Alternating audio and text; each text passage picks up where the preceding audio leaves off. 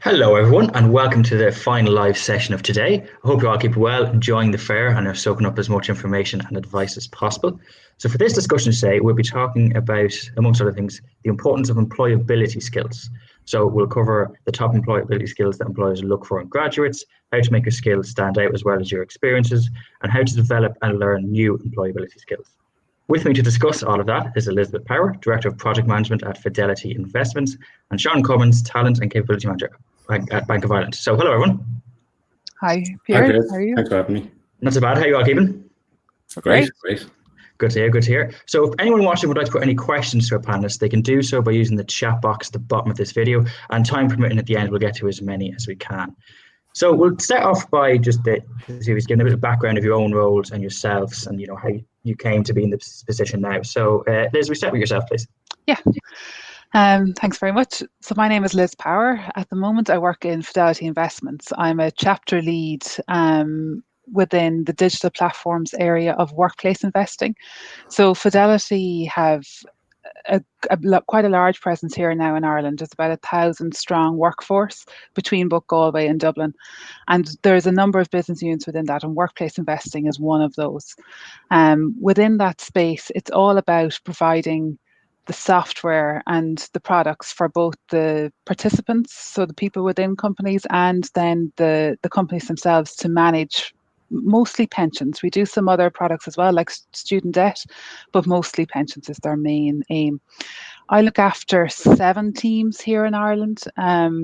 So each of those teams delivers different products or different functionality for our business partners. And so I'm responsible for those 7 teams and all that entails. In past roles, I've done a lot of delivery roles within Fidelity Investments. I joined Fidelity in 2011 and have done mostly delivery roles in that time in other business units, and I've just been in workplace investing for the last year. Before Fidelity, I worked in Royal Bank of Scotland, and I actually started my career there as a mainframe developer, and then worked my way into leadership positions, starting off with, first of all, team lead, then project management, and just over time, gradually having more and more responsibility. In college, I studied commerce in UCD, specialised in MIS, so that's how I kind of got into the technology side of the house. And that's it in a nutshell. That's great. Well, at least you're not still at Royal Bank of Scotland, Liz, because we would have had a bit of, I think, friendly rivalry going on between yourself and Shaun, which is good. Yeah. So Shaun, just for yourself.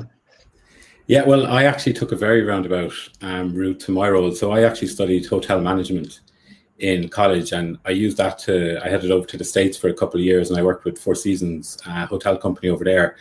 And then when I came back, I decided I wanted to get a more probably what I thought would be a more sustainable long-term career within financial services. So I joined Bank of Ireland in actually the corporate banking division at the time. And after that then, so I've been in the bank maybe 10 or 11 years now, and I moved into HR about 3 or 4 years after I joined the bank. And from there, then I did a number of roles in HR. So I've worked in our performance and reward team. I've worked as a business partner with our New Ireland subsidiary life insurance company. I've worked with our marketing team, and now I'm in the organization effectiveness team. So what we do in organization effectiveness really is look at what does the organization of the future need? What are the skills and capabilities we need to build? And then we put programs in place, or we help people to get to the point where actually they're aligned with what the future of the Bank of Ireland company is going to look like. So, and that's one of the things I love about Bank of Ireland. There's lots of opportunities there. So we have a UK division, we have our subsidiary New Ireland Assurance, so for the actuary roles, and then we've got, there's a huge HR department, a huge IT department, as well as all the divisions people would know about. So obviously our branch network, our client-facing corporate banking division. So, there's a lot there, and I'm a product of it myself, so a really big advocate. Brilliant. It's great to hear 2 different stories, and I think it's important to say, you don't have to start in a specific area to end up in the job you're in now. You can come from all different backgrounds. So I'd like to say Joanne has joined us after a couple of technical difficulties. So Joanne McCoy is a project manager at Careerverse. How are you, Joanne? Hi, Pierre. Good. How are you doing? Not too bad, not too bad. We were just getting Liz there and Shaun to give a bit of background on their roles and, their career journey up to this point. So would you be able to do that for ourselves, please? Absolutely, of course. So as you were saying, I work in the career-based program. I'm a project manager of innovation programs in Intertrade Ireland. So Career Boost is one of the main programs that I would manage, and it is all about us helping to promote jobs to science, engineering and technology students. We have various jobs across the island that are project management jobs in small, medium-sized companies that need someone in to give them a hand with something that they have, an innovative project essentially, that they need someone with the knowledge to bring forward for them. So that's where we're at with that. Brilliant. And just, sticking with yourself, Joanne, I think it's very good to hear from senior people within, large organizations with students and graduates, where sometimes thinking can be hard for them to picture and relate to, project managers or people who are high up within businesses. So can you kind of just give us kind of what a typical kind of day would look like for you, but also what skills you really need to be good at your job?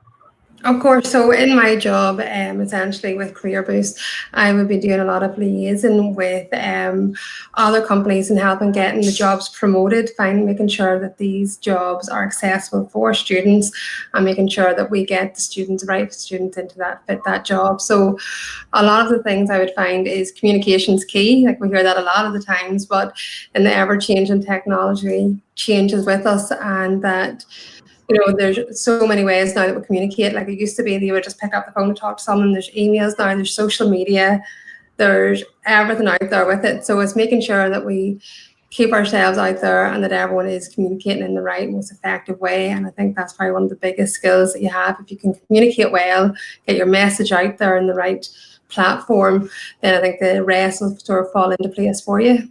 Yeah, I think it's a good point about the different forms of communication, because I think it's very easy to put on a CV, I have communication skills, but it's being aware that there are different streams, how you talk to someone on the phone is different, how you interact with them on email. Absolutely. So, Shaun, I know what I was going to say. I think even having our mobile phones, sometimes it's great to put the phone down and have a face-to-face conversation and not to be like that. So exactly, I think we're all craving face-to-face conversations with anyone at this point. Absolutely. Stranger at a coffee shop will do now, I think. So Shaun, can you just give us a bit background on what your typical day looks like for you and what skills are essential for you in your role?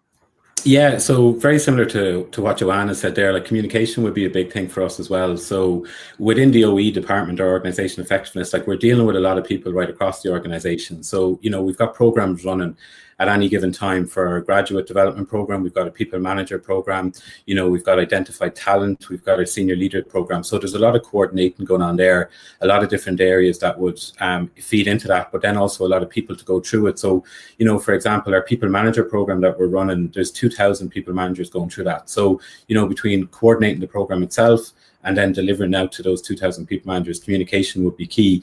The other things I'd say as well is, it's important in our team that we can actually understand the challenges that our different populations are facing. So, at the moment, obviously, we're all facing the same challenges, but as well, our people managers, for instance, might be trying to worry about, how are their team getting on? Our graduates might be thinking, God, I'm only in a role a couple of months and now, we're all working from home. So it's really to, be that empathetic voice and, listen to what people are saying. What are the challenges they're facing? And then how can we help them overcome those challenges, as we work on development? So a lot of creativity. We have to be open to ideas in our team. We have to be open to feedback, and we've got a great culture.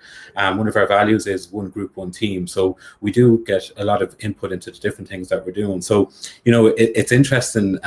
Every day is different. Every day is the same, but every day is different. So at the moment, every day is on phone calls and on Zoom calls. But it's the people you're talking to that changes. So we could have a call with corporate banking, our group finance, our actuaries, and our data analysts, and then a couple of different teams within HR all in the same day.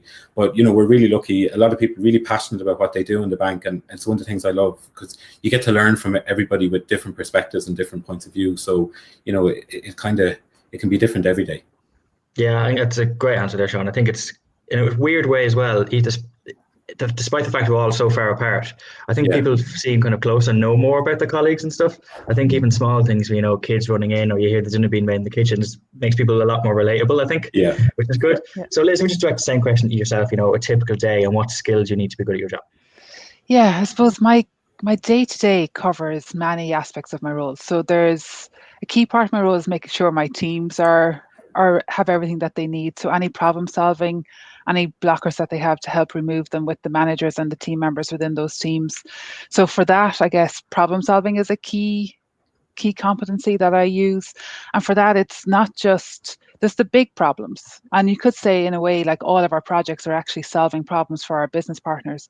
But then day to day, there'll just be those little blockers that you have to get rid of. And it's how you do that and the resourcefulness that you use to get rid of those blockers is key.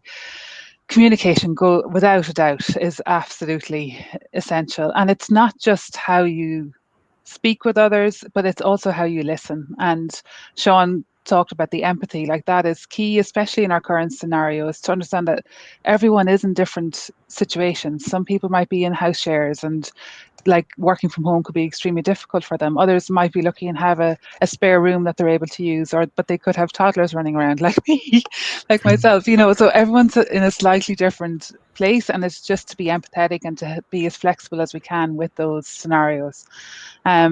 Leadership is key as well, and I don't necessarily mean management. I think you can be a leader at any stage in your career, and how you show that, like say even a new entrant, a graduate, can show their leadership skills through their ownership for a particular task, understanding the bigger picture of those tasks.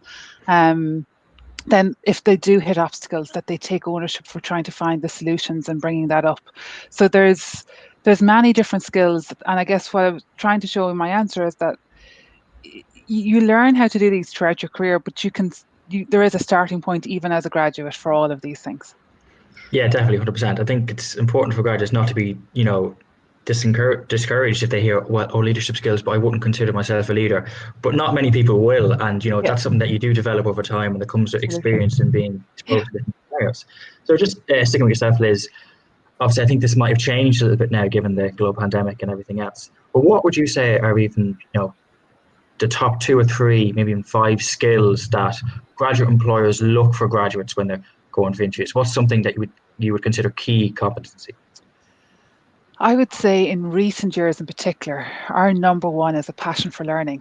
And because the technology is changing all the time. So what we would consider to be our hard skills, they become obsolete so quickly. So it's someone that's flexible and has that genuine interest and passion in learning is number one. And then having those soft skills to be able to live through those different scenarios and learn through those, that is absolutely key. Communication, obviously, and like I said, it's not just being able to speak, it's the listening and the empathy that goes with that. And I guess that kind of feeds into kind of interpersonal skills as well. I'll stick with 2, so I have an opportunity to answer 2, but I would say they would be our top 2. Brilliant. And Shaun, hopefully Liz hasn't stolen your answer there, but what would you say to that? Yeah, I think it's very aligned actually to what Liz is saying. And, for us, there's a couple of different things. So empathy is a big one. So we want to be a digital relationship bank. So do you have the capability to actually build relationships and the communication, like Liz has mentioned, with people, not only within the organization, but obviously with clients and customers as well. So problem solving, again, critical thinking. So for us, banking is just constantly changing. Every time you Google new bank, there's another new, startup on the market who are disrupting what we're doing. So, you need to be very agile. And then again, Liz, I think it is dead right with, just the learning mindset, the growth mindset. So if you're the type of person who's thinking, actually, I'm going to get a job and I'm probably going to be in that job for the rest of my life, I think those days are kind of gone for a lot of people now. So, even listening to Joanne and Liz there and myself, again, we're good examples of it. So you do need to be flexible. You do need to have that attitude that you're going to be willing to try new things. So they're probably the softer side. On the harder side then for us, data is a big one at the moment. So, we do have, again, with the digital relationship bank, you've got the softer side to that, but it is driven by a lot of data. So, our data analyst program, our actuarial program are really behind that as well. And I think sometimes as well, people can look at organizations like Bank of Ireland and think, I don't have a financial qualification, so it's probably not for me. But that's not the case at all. So, even like our actuaries are on our stand today until 4:00, and they're looking to talk to people with mathematics backgrounds, with theoretical physics backgrounds, with any sort of data backgrounds at all. And engineering is another one. So, you don't necessarily think of these things. So what I would say is, don't rule yourself out or into any career based on your qualification or what you think you can bring to it, because a lot of the skills are transferable across all of them. Yeah, I think that's a great answer as well. I think maybe even, myself from 4 or 5 years ago, I think is whatever you did your degree and that was the path you had to go down. Well, I think that's completely changed now. I think it's important for students and, recent graduates to realise that, Bank of Ireland, you might think I need to be good, have a maths background or a finance background, but not at all. There's loads of different careers you can go into. And now I think, as you said, Liz, it's the willingness to learn. Like if you've shown that, you worked hard at your degree, you have your first or your 2-1, you've shown an adaptability, a willingness to learn, and that's key. So you can be taught, elements of finance and maths and hard and soft skills as you go. Yep. So just Joanne, sticking with you and the same question, you'd see them from a different point of view in terms of the SMEs, looking for graduates to come in. What kind of core competencies are the companies you work with? What are they looking for? Absolutely. Well, similar to what Liz and Shaun have said there, like soft skills are so important that it's very hard to teach someone soft skills. I think you need to sort of build on that yourself, and sort of that's something that I would say is very important for graduates coming out to have confidence in themselves. We're also aware that it is a big leap from when you finish university into your first job. So I think it is important to know that no employer is expecting you to know everything going into it. That, as we've already sort of touched on here, a lot of skills you will learn on the job as you go along. I think it's important to have the flexibility whenever you go into a role, that you're willing to learn and eager to learn along with it, that you are sort of, I suppose, modest in what your capabilities are, and you know how you're going to, what you want to achieve and how you're going to improve yourself while you're in that position. And I think dedication to the company is a big one for us with these small companies. Like the projects we're looking at are usually 12 or 18-month projects. So it is quite a short turnaround for the company to hopefully have this project completed in that time frame.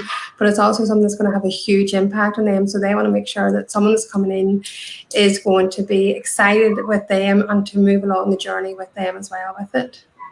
That's great. And one of the things I think important that I want to touch on was about, skills over experience. So Shaun, I'm going to just fire this one back to yourself, which is you go into an interview and I think it's very easy to say, I've worked with this company for this long, this company for this long. But how, as a student or graduate, do they get across what they learned during that experience as opposed to just reeling off the experience that they have? Yeah, and that's a really good question, because I think as well in the graduate market, a lot of the students, they've got the same qualification or similar qualifications, so they're really trying to show, diversify themselves from each other. So I think part of my advice would be is if you take a look at the company that you're applying to, and if you've showed that you've taken the time to understand their challenges, understand the opportunities with them, and then think, okay, well, how can I help fill that gap for the company? So, it becomes very targeted then. And what it does show as well to the company is that, look, you've taken the time to do a little bit of research into them. You've taken the time to research, where you think the opportunities might be. And actually during the course of that research, you might actually think to yourself, God, that company is not for me at all. And that can sometimes be as valuable as thinking, I'd love to work for that company. So, my advice would be kind of take the time to research the company, see what skills you have, and maybe you identify a couple of gaps and then you can try and fill them. But it really does show to the employer that actually, I really do want to work for you and I understand what you're facing. Yeah, I think it's a great point there about, the research in the company, because you might have learned a load of skills, even in a part-time retail job, but not all of those skills will apply for the job you're going for. But if you can pick out the 2 or 3 that do apply, I think that's really, really key. So Joanne, if I just throw that question back at you now as well. Yeah, of course. So I think for, especially into an interview, it is making sure that you're prepared for it. I think that one tip that I've learned along my way is that whenever you're applying for the job, you're given essential criteria, you're given the desirable criteria. There's not going to be curveballs away from that whenever you're going into an interview. So essentially, to me, I would be treating that as my study guide. I would be looking at the essential criteria and thinking, what sort of questions are they going to be bringing up here? And thinking of what sort of answers I could give that are clear and structured, because there's nothing worse than going in and being overcomplicated in an answer and you're going to lose the people on it. Whereas if you're clear and concise, you're making the point and they're going to understand why you're suitable for the job in that specific sector of it. So I think it's making sure that you're so familiar with what they want that then whenever you go in, you're as prepared as you can be for it. Yeah, exactly. I think there is a danger, especially for recent graduates, to throw all the information and everything that they've learned, whereas that can be bombarding an interviewer, and they can take a bit against that. I think it's a great point there, John, you make about there are companies have guides out there, and how to prepare for this interview, and I don't think a lot of people actually do read them, and they're very, very good. And a lot of companies will expect that you have read them going in, and it's very impressive if you know how to. They want an answer structured in a certain way. So, Elizabeth, just finally saying the question there, throwing that to you. Yeah, and I agree with all the points that Shaun and Joanne have made. And I guess a lot of interviews, especially nowadays, kind of follow that competency-based approach. So it's tell me about a time when. So instead of saying what you would do, it's kind of tell me what you have done. And like Joanne was saying, is looking through the job spec and seeing what are the specific skills that this particular job is looking for, and then thinking, when have I done those? And it doesn't have to be in a job. It can be in college. It could be as part of a project work that you did, a group project. It could be your summer job. It could be at home. Your examples can come from many areas. And again, as Joanna said, I think it's important then to structure those answers so that, and a piece of advice I've been given in the past is to use that STAR approach. So situation is the S. So give a little brief of what the situation was that you're in, then the tasks, what you did. The actions should be the main part of your answer for the A, and and it should be what you did. So it's I, not we or they, or it's very much what you contributed to it, and then the result, and hopefully it was a good result. And try and pick ones. But I have to say, I've been in interviews recently, and it doesn't always have to be the end result has to be good. If it didn't work out well, sometimes that's okay, if you've learned from it. So it's just to take the situations that you're in and see how they can apply to the interviews. I think the other thing to bear in mind when you're going into an interview, and you can often forget it when you're the interviewee, every single interviewer wants you to do well. They never ever are wanting you to trip you up or anything. It's to try and remember that going in, that they really are on your side. I think that can be really helpful too. Yeah, kind of takes the intimidating factor, I think, away from it as well. Yeah. We've lots of great questions coming in, so people do, keep sending them in, and we will get to as many as we can at the end. So just sticking with yourself, Liz, I want to talk a little bit about developing your skills. And I think we did have a question there about, in the current climate, how would you develop your skills? And I'm sure you'd all agree that I think throughout your career, you continue to develop your skills until, you retire at the end of the day. But what can, students or people in the final year and recent graduates, what can they be doing now to improve their employability skills specifically? I think the first thing is probably to do some self-reflection and to critically assess, where am I against some of the, if you can think of what the perfect job for you is right now, what are they looking for? And then where am I in those? And critically assess yourself against those, understand where your gaps are, what are your strengths, and focus on both. You can't just always focus on your development needs. It's important to focus on your strengths as well. And where there are any gaps or any development needs, a first point of call might be some training, just to maybe some online training to help understand what are the tools or what are the competencies that I need to fill that gap. And then where you can, to try and get some experience in that. And again, as I said, it doesn't have to be work related. It could be as part of a project, a group project. You could really hone that skill. Maybe if you're a little bit nervous doing presentations, really push yourself to do that presentation for your group projects next year. And just, there's always little things you can do just to really help fill those gaps. Brilliant. And Shaun? Asking for feedback as well. Sorry, that's really important. Sorry. No worries, Shaun. Yeah, so I think that's really good advice from Liz there. The only bit I'd add is I think a lot of people at the moment feel like they have to use the last few months, they have to show they've achieved something out of it. I know people are becoming experts on, vegetable gardens, or they're going for, they're doing fitness programs or reading loads of books or whatever it is. But so, first of all, I'd say don't be too hard on yourself. You don't have to change the world just because of COVID. And then, I think Liz's advice is really good there. The piece around self-reflection, I'd say, could actually be really, really valuable. So what this has given us, whether we like it or not, is probably a little bit more time just to think about, what are we doing, where are we going, and assessing our plans. So I know when you're coming out of college sometimes, and again, I'm a perfect example myself. You don't really know what you want to do. So, you know, it's no harm to take this couple of months or these few weeks to actually just to find out about different avenues, to find people who maybe are in jobs you would like to do, and even, you know, set up a coffee with them, obviously, you know, virtually or whatever, or a phone call, and just chat through them what was their career story like, because that's going to give you ideas as well on maybe different options that you wouldn't have considered before. Yeah, exactly. And I think, you know, networking now and talking to people is easier, I think more acceptable now because of the virtual world we live in. There's no face-to-face meetings, so connecting with people on LinkedIn and asking questions, I think is a lot more acceptable now. So, Joanne, just finally, do you want to weigh in on that? Yeah, absolutely. So again, similarly to what Liz and Shaun have been saying there, it is sort of looking at your strengths and looking at your weaknesses is something to see. Again, Liz made a very good point there that looking at your strengths is equally as important. It's looking to see how can you make yourself stand out there with it. And step out of the comfort zone. Like prior to our current situation, I had never done a webinar, and now this is definitely something I would have said was out of my comfort zone. But by putting yourself out there and doing it, you realize that there's some learning from it each time, and each time you're doing it, you're going to get your better and better and more confidence in it. So as Liz has said even previously about the interviews, people are there to help you. They want to see you succeeding, and it's exactly the same when you're in the role. It might be something that you haven't done before, but it's something that there's going to be support there for you to help move on with it. So I think, again, as Shaun has said, this has been a great time for people to have the opportunity to reflect. Maybe, you know, for graduates, they might be thinking, what path do I want to take? You know, people's plans maybe have drastically changed. If people might be planning on going traveling, this is an opportunity sort of maybe for a year to sort of reflect on it and get some experience in a field that might have necessarily ruled out previously, and see what to think of it. Yeah, some great points there. I think there might be everyone. I think especially even the strengths is a good point to make, because I think people now might focus on what am I weak at and developing that. And of course, that's important. But remember, you can still develop your strengths. You can't perfect anything. So, you know, don't let something go to the wayside. If you are a good communicator, still work on that. And I think, Shaun, you made a great point there about, you know, everyone is, you know, wanting to become the best person they can be during the lockdown. I think you see that everywhere.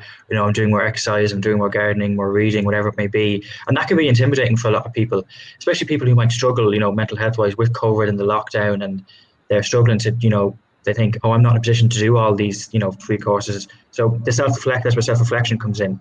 You know, maybe look at the time, not to improve, but think, is this the right career path I want to go down? You know, I might want to change. I think that's an important point to make as well. But just before we get to the questions, and guys, do keep them coming in, there's loads of good ones there already. Joanne, if I just start with you, and the final question I'm going to ask you, what advice would you love to give to your younger self before you started the role you have today?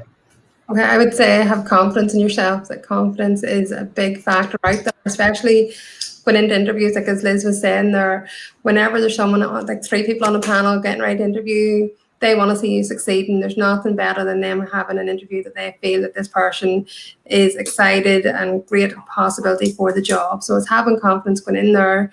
If you've got yourself into an interview stage, then they've read something on your application that they think they want in their company. So have confidence in yourself going into that, and don't be afraid of trying something new. As we've said here, I think, like, if I was going down the route of my degree, it would be a completely different career path now. So don't be afraid to take a step back and think, is this what I want to be doing? So yeah, that's great. And confidence is a good thing. Even with our research we've got Ireland, we've found that, I think, whatever, for different reasons, this generation seems to lack a little bit of self-confidence in themselves, even though they're probably the most employable and most skilled generation, you know, the country has ever had. Shaun, what about yourself? What advice would you love to give to your younger self? Yeah, so I suppose it's almost just even to pick up on the last point Joanne made there, and just to be open to new challenges. And it's something I've done kind of throughout my career. It's kind of how I've managed to kind of, you know, change a few different times and end up where I am. But I'd always say it to grads as well, just be open to different opportunities, you know. So you're going to start in a company, all going well in the next couple of years, and you'll have your day-to-day job. But alongside of all of that, you know, you're going to have loads of opportunities, whether it's to get involved in inclusion and diversity forum, whether it's to get involved in a project on another team, the sports and social side of things, you're going to have lots and lots of opportunities to get involved in things. And I tell people, always take up as many of those opportunities as you can, because you never know what's going to come from it. And it will be something that will stand to you down the line. And, it is one of, again, the things that we have on our graduate program, loads and loads of opportunities for people to get involved in lots and lots of different things. But I think no matter where you end up with your career, you're probably not going to stay with that trajectory for the whole of your career. So it's to be open to those opportunities right throughout the career. Yeah, exactly. Some great points made there. And Liz, yourself, what advice would you have loved to give yourself before you started your role? I fully agree with everything that both Shaun and Joanne has said. And I think it's around that curiosity is key. And it comes back to what I said at the beginning around really wanting to learn, that passion for learning. And then to be constantly observing and listening, watching, learning from others, seeing how other people do things, I think is really, really important. And then it comes back to the confidence as well, but constantly striving to make a difference or to make improvements. And it doesn't all have to be big improvements. It can be small improvements. They can make a difference. And showing that work ethic, I think, is one of the first ways you can make an impression with a new employer, is just having a really strong work ethic. Yeah, again, look, great answers from everyone there. So enough of me asking questions that I've written down. It's time to go to the people who matter, which is students and graduates. So I think a question here I don't think doesn't really get brought up enough, which is about having a second language. And I'm just interested to know, because I think it's very obvious to say if you want to go and work in France, having French as a second language is obviously a huge advantage. But if your role is based in Ireland and someone was coming for an interview, would you still see a second language as a huge plus point? So Liz, we'll stick with you on that one. So in general, my answer would be yes. I think anything that you have extra is always going to be a good thing, even again to show that you have that interest in learning. For Fidelity Investments specifically, we're in Ireland, we cover both operations and tech. So a second language doesn't really come into play there. But again, as I said, it comes back to just having that full roundedness, showing that your ability to learn. So if you can learn a second language, that means you're interested in learning many other things. So it's never, ever a negative, I would say. Potentially in some of the other roles, it might be more applicable, but for us specifically, it's less applicable, but just shows that breadth of learning. Yeah, exactly. I think that's spot on, Liz. And Shaun, I'll just direct this one at yourself, which I think is a really, really good question. So someone asking here, if their graduate program or internship got suspended due to the pandemic and they've had a lot of free time, what do you think the company will be looking for them to do if the internship has been cancelled? So obviously the internship would give you a chance to learn. Cancelled, what can they be doing now to compensate for that? Yeah, and I'd probably look at that as, that's a problem or a challenge that they're faced with, the same way they're going to be faced with those problems or challenges right as they go throughout their career. So what I'd be really looking for there is, okay, to kind of go back to Liz's point on the STAR model. So the situation you're in right now is your apprenticeship has been cancelled. So what the task, the action, the result piece. So what opportunity now are you going to make that challenge out to be? So are you going to, just say, okay, well, that's it, I'm done? Or are you going to seek out further opportunities? And those further opportunities, they may not be the traditional opportunities that, we're all used to, because again, we're in completely different circumstances. So, I know some of the Ivy League universities in the States have some free online courses. So, you can go obviously pursue one of those. You can go out and actually use the opportunity to meet 20 new people over the next month and be able to come back and say, well, actually, here's what I learned. I couldn't learn the soft skills. So what I tried to do was soak in as much information as I could. So really what I'd be looking for there is for them to say, actually, you know what, I was put in this situation, but here's how I made the most of it. And how they make the most of it will be quite personal to them, depending on what they want to achieve. Yeah, perfect answer. That's great. I think it does show, as difficult as it is, if your internship was cancelled, it does show resilience if you're able to, use that time rather than maybe to feel a bit sorry for yourself, to use it to know I'm going to use this time actually to upgrade myself and upgrade my skills. A question here, Joanne, I think that everyone gets asked now in these times, and I'll direct it towards you because you would deal with, a different variety of companies, which is about the future of work. And this is about internships and graduate programs in general.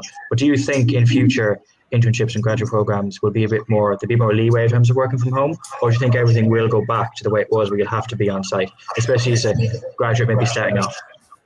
Well, at the moment, I think it is with us. We see there's some companies out there that have taken the path of being able to set up a safe working environment in the office, essentially, which has been great for them to be able to continue the projects. Whereas some like myself, I'm sitting in my kitchen, and as Pierce knows, my daughter is likely to call in at any time, pop in and say hello. So it is sort of like the working from home thing. I think everyone has made it work to the best of their ability, whereas some people just mightn't be in the best situation for that. So I think there will be an element of flexibility, because at the moment it is making sure that everyone's safe and well, and we're doing what we can to ensure that it continues to stay that way. But hopefully in the future we'll see us more getting back into more normality and getting back into the office again. Because like that's one thing I think I miss. Like whenever you find out that working from home, you think, oh gosh, that'll be great. Whereas now you really do miss the soft side of things and the social element of going to work and getting out and seeing your colleagues. So that's one thing I'm looking forward to getting into. Yeah, I did see something the other day where it says, I think, for some people it's not working from home, it's living with work, which I think is, I thought was very good. It's a good question here, and it's about, specifically this question is about, is there any books that you've read on, upskilling or things like that, and any recommendations? But I'll open up that. If there is a book, feel free to mention it. What was the one piece of advice you've got, any of you, throughout your career that really stuck with you, or one piece of advice you'd like to,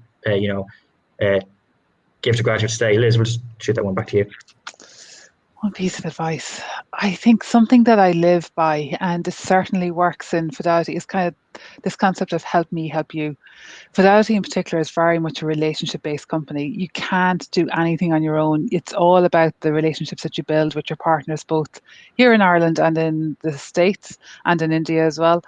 So it's always being willing to help others, because you never know when you might need that help in return. And that is really, that's helped me throughout my career. And I think Shaun touched on it as well, like getting involved in those little initiatives, and you might see them on as the side, but you never know who you're going to meet, and they might have an opportunity for you in the future. And if you've made a good impression on them, and that, then something else could come. So always being open to being helpful with others, I think, is key.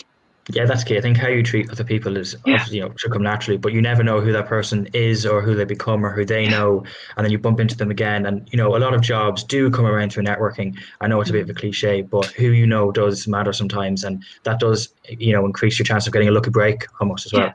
Yeah. Shaun, what about yourself? Is there a specific book or any bit of advice that you've been given that really stuck with you? Yeah, I find myself reading a lot of kind of, the consultancy companies or mailing lists that I would never have signed up to before, rather than books. So, you get little bite-sized pieces of information that can stand here. I suppose the piece of advice I got that stood to me was when I was coming out of college, the big thing at the time was, oh, what's your 5 and 10 year plan?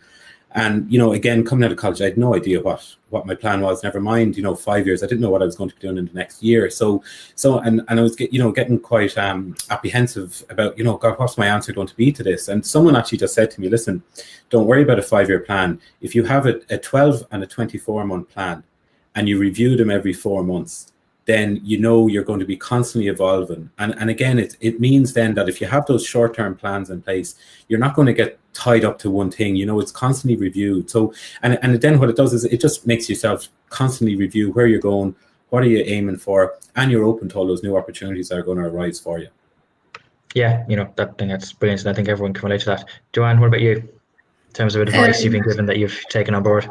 Yes, I think the main piece of advice I've been given is to step outside your comfort zone.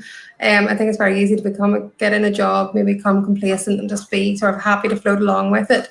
But even if it's, whether it's within the same company that you're moving into a new role, or whether it is moving to a new company, there's always going to be new cultures and new ways of doing things within each team that you're working in. So I think it's important that you do step outside your comfort zone and, go for the change that you're sort of thinking of, rather than sort of sitting stagnant on one. And I think, again, as Liz has said as well, something is helping others out. Like, I'm very much in being a team player. I think if you work as a team, things are so much easier. And I think that's one of the things I probably miss, is being with my team in work, because it's something that we would have always bounced ideas off each other and just spoke across the desk. Whereas now I think you spend half your day on calls and Zoom and whatnot. So I think that's one thing as well. Yeah, exactly. I think just to finish up on the point about getting out of your comfort zone is, if you do it early as a student or a graduate, it's a lot easier then. Whereas kind of as you progress throughout your career, you do become a bit set in your ways and you know what you're good at and what you're comfortable with, and you're less likely to step outside of your comfort zone. Whereas as a student or graduate, and it doesn't have to be, big steps. Do something small like, the video interviews or talk to someone over Zoom or Skype. I don't even think Skype's around anymore, despite their 7-year head start. But things like that, do little small things to get yourself out of your comfort zone. Well, I think that's great. I think I got to most of the questions. Sorry if I missed out on a couple there, but everyone seems to have enjoyed the session. So thank you very much, guys, for all your time. Really, really do appreciate it. And to everyone watching, hope you enjoy the rest of the fair today and tomorrow. Thank you, guys. Thanks very much. Thank you. Bye-bye. Take care. Bye. Bye.